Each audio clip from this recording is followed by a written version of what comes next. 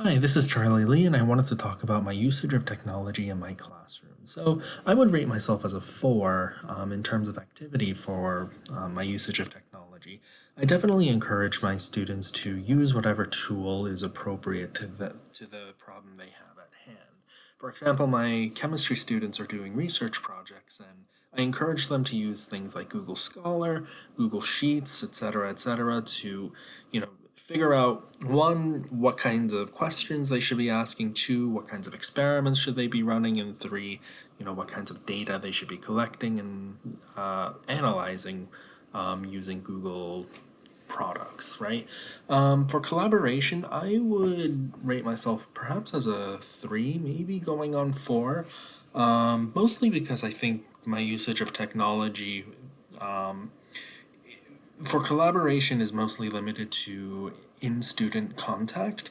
Certainly my students can, comment on each other's work, comment using Google Docs, things like that, but oftentimes what I find in the classroom is my students don't tend to do that because responses are often so mismatched in time that it becomes ineffective. For constructive usages of technology, I would rate myself as a 5 here.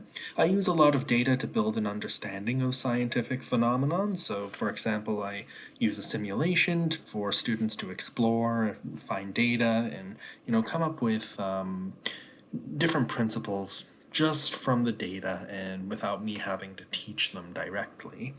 I would say my usage of technology is very authentic, right? I'm definitely building their skills necessary to perform these individual investigations, and really seeing how we can use data, use technology to bring it out into their real lives and figure out what's going on. For example, analyzing the quality of water in their homes.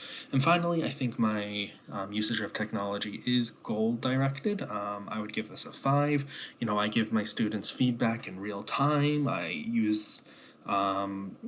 encourage them to try and figure out the most appropriate usage of technology, goal, and such, and I organize their learning into different technologies that they can use. All right.